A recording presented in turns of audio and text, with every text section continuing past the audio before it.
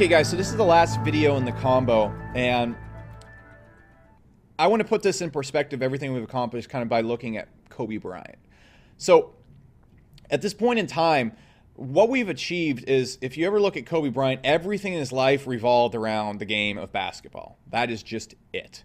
There was no nonsense. He wasn't out there spending money and partying. Every part of his life was focused on basketball. His time was around basketball, and his body was optimized around basketball. He took every single advantage, and that's why he became the best, because while everybody else was going and doing all the things we've talked about that make businesses weak, he wasn't doing them, and that's how he won. You can see just how big of an edge this gives him. And so what Kobe Bryant was able to do is, during his work time, because he takes care of his body, he's able to really get good work time in. Because he's only working on one thing, and he only invests all of his time in basketball, very little of his time was spent on social life or anything else, man, he was able to put in more time units than anybody else. And because his body was optimized, what then happened is those time units were like, he was able to get super good work on it. And then because he is only focused on one thing in his life, he was able to get insane returns on that, because all I did was just basketball, basketball, basketball, basketball, basketball, sleep, basketball, basketball, basketball, basketball, sleep, basketball, basketball, basketball, sleep. And that's the price of being the best. But there's one last thing we need to think about. It's who we are, how we are designed to work. Where can we get the most benefit from our personality type and our brain type? Because if Kobe Bryant had been trying to play a center in his career, he would have not been very good.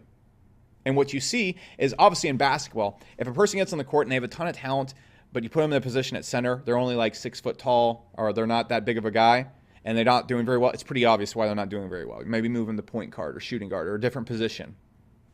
The thing is, this isn't really clear in business, because what happens to us is we'll usually start a business or get into a business, and then we just get put in a role that we get initial results in. For example, if Kobe Bryant was playing center in a high school league, he'd probably be pretty good at it.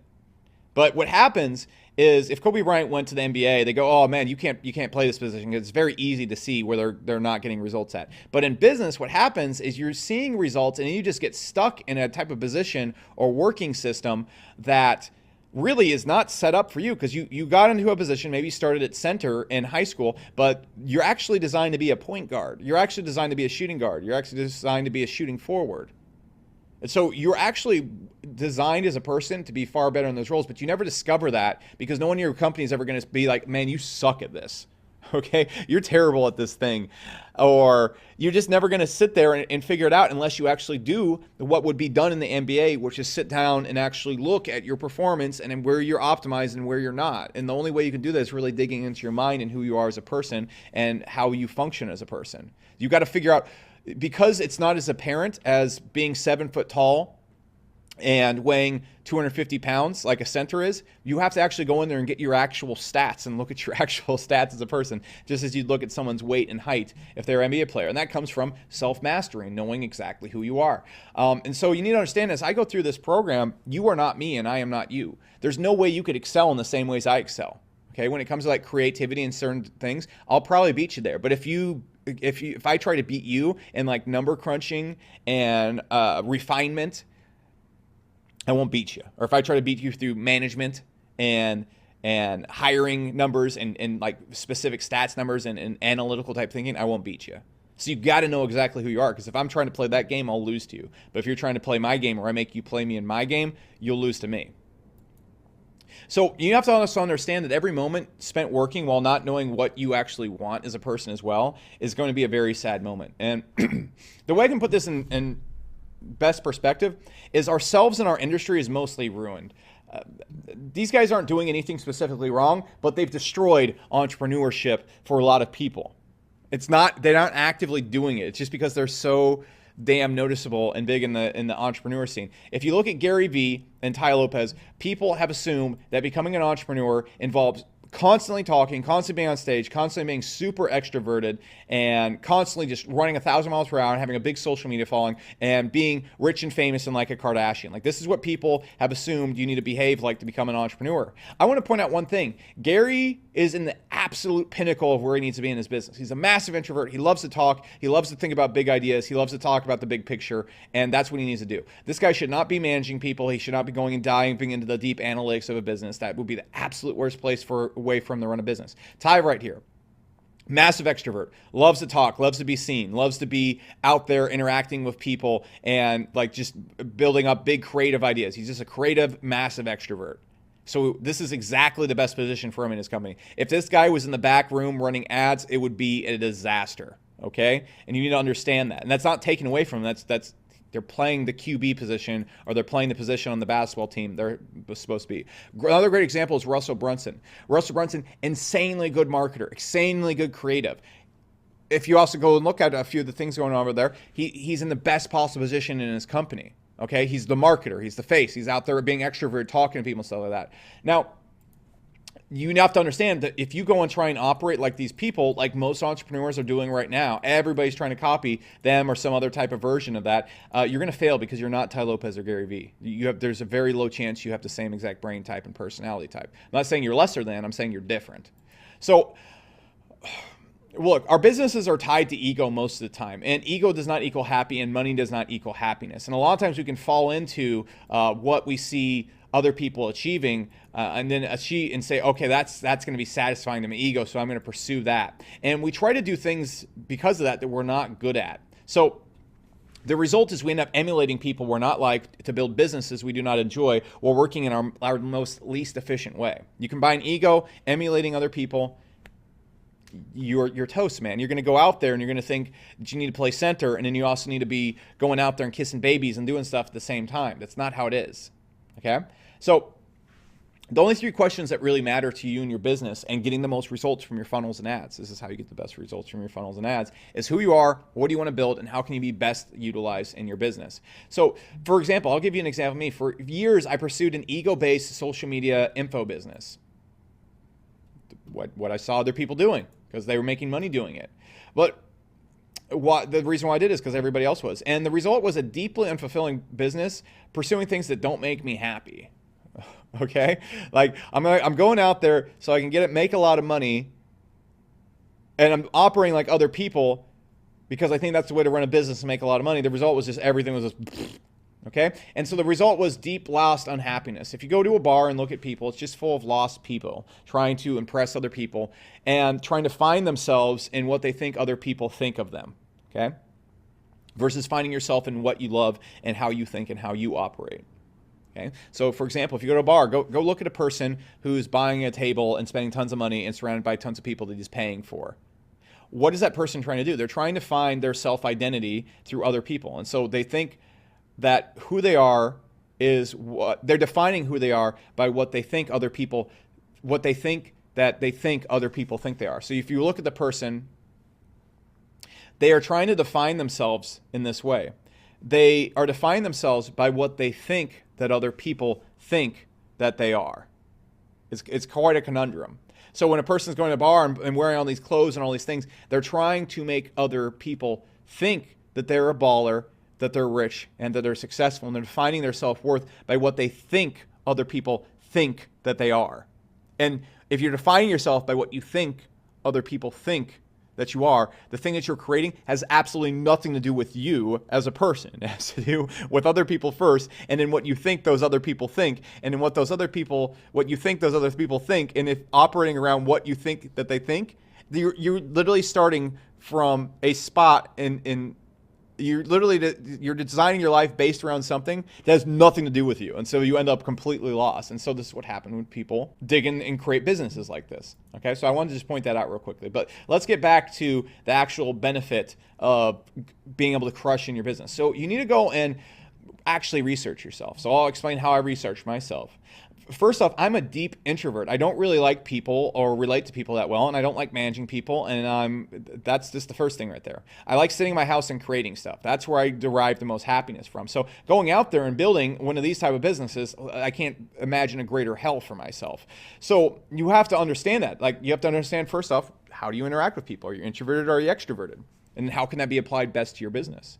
I should not be doing extroverted things. I should be doing extroverted things. So you need to figure those things out about you first. But then you also need to go and test who you are and how you think. So the Myers-Briggs test, will tell you how your brain works and where you're really going to get happiness from. Your DISC test, which I'll link to below, will tell you about your attitude towards life, and your team dimensions profile will basically tell you where you'll be good at your business. And so if I understand, let me just walk you through the things I am. If I understand how my brain works, if I understand how I engage with people, I understand my attitude towards life and the things that are going to bring me happiness, okay, and then I understand how I'm going to best work in a team, I can really play the best position at my company. I can play the point guard if I'm designed to do that. I can play the center if I'm designed to do that. I should not be playing center if I'm point guard, and that's what a lot of people are doing, and that's why their ads and funnels suck, because they're trying to do things that they're not designed to be good at. So you can achieve anything you want. You can build excellent funnels. You can build excellent ads, but you're going to need to know how you work to achieve that. So for example, I have some friends who build funnels and ads, and what they're really good at is refining and analytics. And so they're really good at going out there and really optimizing the tiny little aspects of the funnel. Whereas my end of it, I'm a really good creative. I'm really good at creating. And so that means I can create really good copy and create unique ways to apply funnels. And so that's where I'll beat them at. I'll never beat them at the minor, simple, tiny little optimizations, but I will beat them all day in creativity. And if I try to work like them, I won't succeed. And if they try to work like me, they won't succeed. The other thing you also need to understand is where your weaknesses are, so you can go after those. So the easiest way also to improve your funnels and ads is to spot, oh man, I'm really bad at the analytical side. So if I can go out there and maybe do it 50% well, as the other guy that I noticed is doing it, then I can go out there and really cover my weaknesses. And that's where I'm going to get a lot of benefit, because that's where your funnels are going to be weakest in. And if you can spot yourself like that and say, this is where I'm weak, you can either hire someone or put some attention into it. You're never going to be as good as the person who's designed for it, but you can put attention into it and really cover up your weaknesses. And by covering up your weaknesses and the things you're bad at, that will actually give you the greatest gains a lot of times. Because once your funnel's made and you've really used your peaks, going out there increasing something you're good at by another 5% isn't going to give you that huge boost. Going and fixing something you're terrible at and is really hurting the funnel, that's going to give you the huge boost. And so one other thing I want you also to consider, and we're going to talk about this more in the why video, is you're going to get suffocated by opportunity as well. And so it's very important that you know exactly what you want and how you will work, so that you can really make sure that you only work on something you really want and that you're going to be really good at. So for example, when I was playing this game Fallout 4, you were able to download these mods and build things. And one thing I noticed is, like, when I was playing with one of these mods, I was able to build this tower in this video game, and I was able to work for like 24 hours straight on it. And what that really told me is like what I can work on for 20 hours straight with extreme motivation, and how I need to work, like the task I can work on. And what I realized is, like, if you give me like a creative task where I can sit alone at a computer and just diddle with something over and over and over again and keep improving it and creating something that's brand new from scratch, that's where I will completely flourish as an entrepreneur. If you put me in a point where I'm like having to talk to people, go outside, be on stage, go and dig into numbers, manage people, create systems, it's not going to work. I like creating the big tower, the big dream thing. I don't like optimizing the wiring and whatnot that's inside the tower. That's what you need to figure out, what your tower is. And you can really think back to your life. Like, what is something you were able to work 15 hours on and it wasn't a problem? A lot of people, they go in their business and they try and outwork it, and they try and work on things that they're not designed to work on. And they start falling into things like management or speaking on stage or being a social media influencer when they're not designed to do that.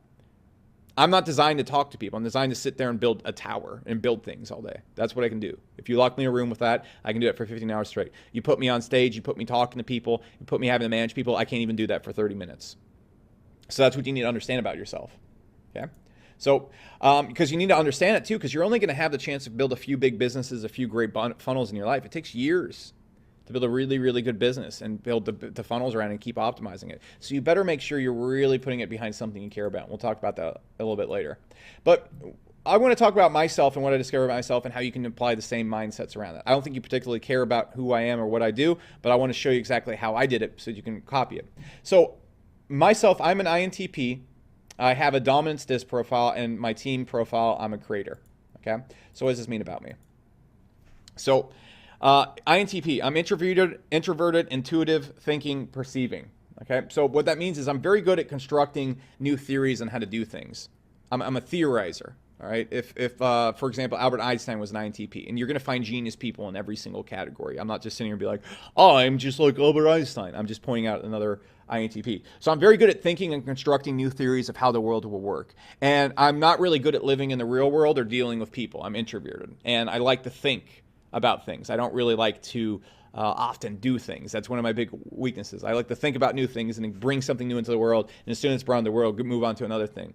And I prefer to find new ways of doing things instead of mastering what's already there. And so that's a really good idea of where I need to be working out of my businesses, and also the weaknesses I'm going to bring to the table that need to be fixed by other employees that cover those strengths, or weaknesses that I can attack to just get some big returns on. So my disc profile, I just have an extreme dominance disc profile. I like where I'm going to get satisfaction in life is attacking challenges and thinking my ways out of them. I thrive off that. So like if I'm going to find a way that I'm going to have fun in life, it's basically by throwing myself in a box. It's a big old puzzle and figuring my way out of that box over and over again. Or like figuring out a new way to build something. That's where I'm going to be good at. I like to dominate through that. Okay, and so I like challenges, I like things that are hard, and I like working on those things. And so that's why I focus so much on business and entrepreneurship, because it's just this never-ending challenge, and that's where I get motivation from in life. Okay, so I understand about myself, so I understand where I'm going to get the most fulfillment in life. That's why you don't see me spending a ton of time like doing social things and whatnot, because I understand that's just draining for me because I'm an introvert. And you got to understand these things about yourself. A lot of people all have different disc profiles. You need to understand that's where you should move towards, because that's where you'll find the most happiness. Like, for example, there's some CEOs that get tons of happiness from caring for other people. And so you really need to build a business where you're like, that's what you're focusing on, because that's where you're going to get the most benefit. Okay. So team profile, I'm a creator first and a refiner second. Okay. So I thrive at creating ideas and new things, but I also kind of stink at executing them, okay?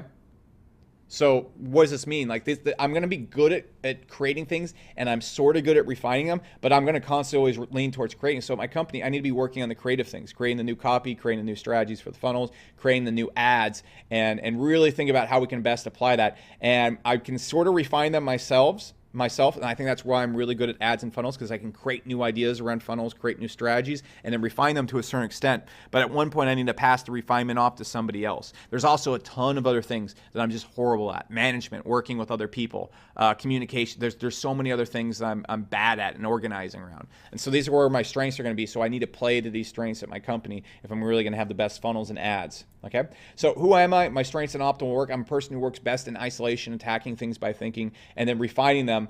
And I get extremely excited to thrive when I'm creating new things. Okay, so it's no wonder that I strive at making new products and launching them. This is one of my greatest strengths. This is why I'm able to help a lot of people build their funnels and launch new ads. My weaknesses is when I'm in doubt, if I don't understand this about myself, I will create and more often move towards new theories and things. Versus managing what's working and sticking to something. So this can be super hard for me, because a lot of times early on in my career, I just make a new thing whenever something wasn't working. I just make new things. The big benefit, how I've had my really grown to 8 figures, is when something was slowing down, I refined it and I did what I'm weak at. Okay, so I knew that right there. So I get way more excited dreaming of something and getting it off the ground. I literally cannot manage and maintain something once it's already off the ground. I find it incredibly boring. So I love to build the train. I don't like to drive it. So I need to understand these things about myself, because my COO, for example, is amazing at driving it. Okay, so you have to understand right there. So the effects of knowing myself, I know I'm a person that works like this, so I need to position myself where I should not be. All right, positioning myself where I should not be is the effects of not knowing who I am. So when you don't know who you are, when I didn't know who I was, I didn't know my brain worked and what I'm going to move on, I was trying to position myself as a social media star and trying to build teams and manage people.